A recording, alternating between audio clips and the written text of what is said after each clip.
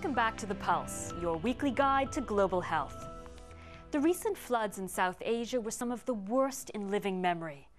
Along with the rains came another deadly problem, dengue fever, or bone-breaking illness as it was once called. Dengue is caused by a virus, and it's spread by mosquitoes, and it's on the rise in the expanding cities of Asia. There are no specific drugs to tackle the virus, but coming up with a vaccine or controlling the mosquitoes is tough. The Pulse went to Thailand to see the front line in the fight against dengue. Bangkok during the monsoon season. The Thai capital is home to 6 million people. But in the back streets, roadside puddles and any stagnant water are breeding grounds for an unwelcome inhabitant. Aedes aegypti. This mosquito carries a deadly virus from one unsuspecting victim to another through its bite. There is no cure or medicine for his illness, but it affects 50 million people and claims 22,000 lives globally each year. It is now endemic in more than 100 countries. Its name, dengue. With the outbreaks of dengue, you know that within maybe a month you have maybe 20 deaths or 30 deaths. So I think that we need to stop the disease, need to stop the spread of dengue. In the specialist dengue unit at the Queen Sirikit National Institute of Child Health in Bangkok, Dr. Siripin battles against dengue every day. The illness often appears as a mild kind of flu, but some victims can experience the more serious, life-threatening form, dengue hemorrhagic fever. If this is not treated quickly, the blood vessels start to leak and the patient can go into shock and be dead within just 24 hours. Downstairs, Dr. Siripin has been called in to see a suspected case. 8-year-old Jen has a headache, fever, and severe sickness.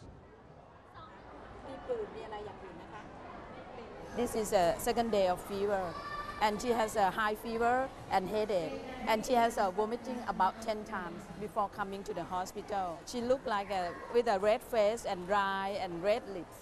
That may indicate that's to think about dengue.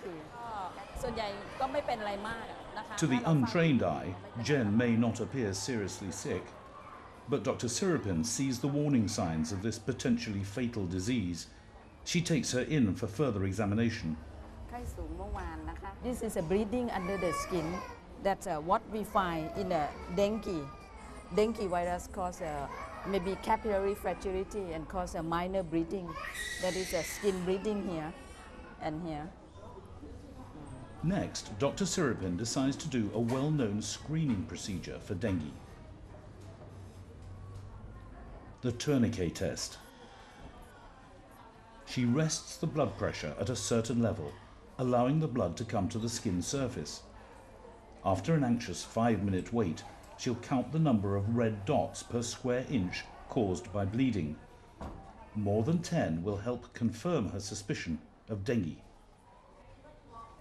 After release the pressure, you look at the area where there's maximum of red dots. Now I see about 3 big red dots and about maybe 6 or 7 minute, very minute skin bleeding. So it's more than 10 per square inch in this girl. So we think more of dengue. One way to tackle dengue could be a vaccine. And at the Center for Vaccine Development at Mahidol University in Bangkok, Professor Suti Yoksan has long been trying to develop one. I have been working on vaccine for 25 years. But Professor Yoksan has his work cut out in developing a vaccine. The challenge is that the virus is made up of 4 different serotypes. If you cannot develop all 4 dengue vaccine to be immunized in one injection, 3 dengue vaccines are not accepted. You have to have 4. No exception. For mass immunization to succeed, the population has to be protected against all 4 types of dengue. Exposure to one does not necessarily help protect against the others In fact, it can be a hindrance. It's been a long process with many false dawns. In 1987, Mahidol University tested its first vaccine, which combined protection against all 4 dengue types on 200 school children. None of them got dengue hemorrhagic fever or dengue fever. But there was a chink in the new vaccine's armour. The dengue 3, when we mix with dengue 1, 2 and 4, it will dominate. The aim of development of dengue vaccine is to get more than 95% protective antibody to all 4 dengue types. So still we do not have the ideal dengue vaccine to be used for public. It seems that an effective immunization program against dengue is still some way off. So scientists have taken another approach to fight the carrier of this lethal virus, the Aedes aegypti mosquito. Professor Pat Kittiapong has been studying this insect for many years.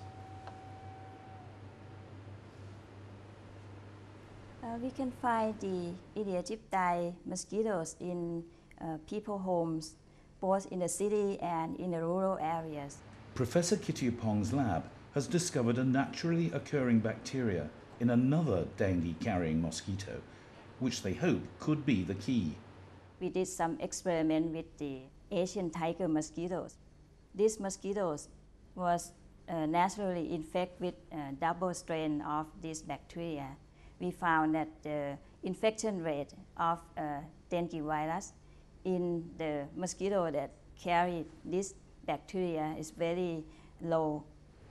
By injecting this bacteria, Wolbachia, into the Aedes aegypti, they hope to spread it amongst the mosquito community and stop dengue transmission. Another strain of the same bacteria has also shown the ability to kill off the mosquito before it reaches the crucial 7 days old, the age it can start to carry the lethal virus. So attacks are planned on 2 scientific fronts. But Professor Kittiapong has taken her fight against the Aedes aegypti mosquito out of the lab and into the field. Here, with the help of local government, she's been advising representatives from villages on how to prevent the dangerous dengue-carrying insect from multiplying. First, remove its favourite breeding places, often the jars that householders use to store their water, as there's no regular supply. You can see that in these water jars, there are a lot of Aedes aegypti larvae and also pupae. Next, it's into another favourite Aedes aegypti haunt, the bathroom. You can see some Aedes aegypti larvae in these bathroom basins. This is kind of a typical bathroom basins where people use water for bathing. In the garden, the team begin the cleanup, seeking out anything that could hold stagnant water. This is one of the discard tile, which is actually collects water, and there's a Aedes aegypti larvae inside this tile. So people leave with a lot of tile like this in their backyard, so they need to keep this inside the house. Other rogue water containers are turned upside down or removed. Professor Kittiapong turns her mind to prevention and education, revealing to the homeowner some very simple methods for stopping the mosquitoes finding and breeding in their favourite habitats. You can see there's flaps in the middle, so you can open the screen cover and then use the water regularly. The mosquito cannot crawl in and lay eggs, so you will not have problem of the mosquito breeding in this type of water jars. While the hunt goes on for any unwanted adult mosquitoes, in the bathroom a powerful but safe bacterial toxin known as BTI is put in the bath to kill off their larvae. People living in this community know all too well the threat of dengue. Several years ago, Prateep and Jan's daughter, Prasanna, fell ill from this infection. Their daughter developed a mild fever at first. After several days, her condition worsened, so they took her to hospital. ปกติล่ะไม่เห็นเลยก็จะมีแต่เขาถ่ายออกมาให้นั่นแหละเขาถ่ายออกมาว่าตัวเองไม่ได้ไปเนี่ยเขาถ่ายออกมามันเป็นแบบคล้ายๆเลือดนะเลือดเป็นดำๆออกมา After several days on the wards, her condition took a sudden turn for the worst. ที่ตอนอยู่ข้างบนนั่น2 คืนกับครึ่งวันอีกครึ่งวันตรงนั้นเราสัก5 โมงนะเขาก็เอาลงห้อง ICU ก็บอกป้าไม่ไหวแล้ว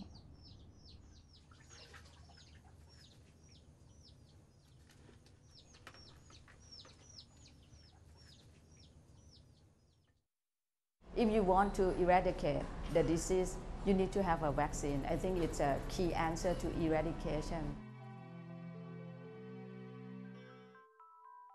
If we have close collaboration from scientists to solve various problems, and then this has to be continuing on and on for years after year, and then we will get dengue vaccine.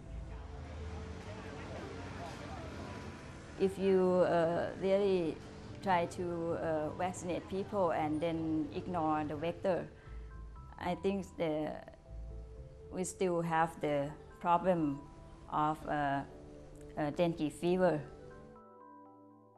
Whether the focus is mosquito vector control, a vaccine, or both, the race is on to defeat dengue fever. The World Health Organization is trying to coordinate research on all fronts to beat this deadly disease. That's all for this edition. But join us again next time on The Pulse.